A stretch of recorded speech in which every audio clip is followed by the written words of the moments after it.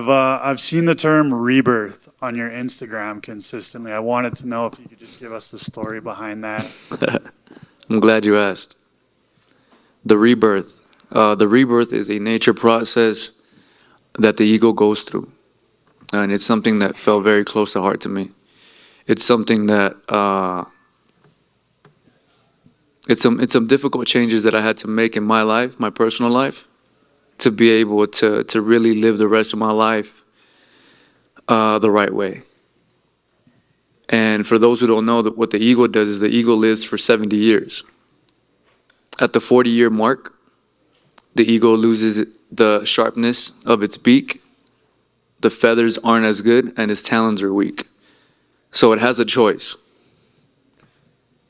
The choice is to die, keep doing what you're doing, living the way you are, or isolate yourself way up in the mountains, smash your beak against a rock till it breaks, wait till it grows back, then pluck your talons out, and then pluck your feathers out, and then stay in isolation till everything grows back.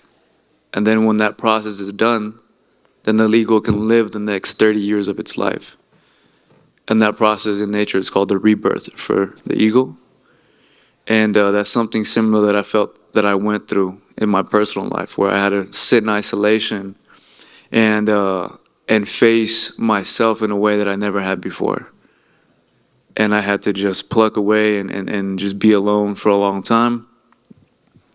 And now I'm here. I can obviously see the emotion when you're talking about this rebirth. When Volkanovski had lost to Islam, he had got on the mic and he was very emotional afterward. We'd never seen that side of him. Did you feel like that's something you can relate to of what you're going through right now? Not so much right now, but in the process when that was happening, it was painful, man. I feel like a lot of us just I think a lot of us, I know I'm not the only one, we all have things about ourselves that we hide and we distract. And we either run from it or we numb ourselves with it, right? You distract yourself by doing something a lot, or you drink or you smoke, whatever it is, you distract yourself and you kind of go into this place where you don't really address these issues that bother you, although you know they're there, till you eventually kind of ignore them. And later on, they bite you in the ass.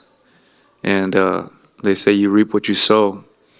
And I definitely ate every bitter freaking fruit that I've made my whole life.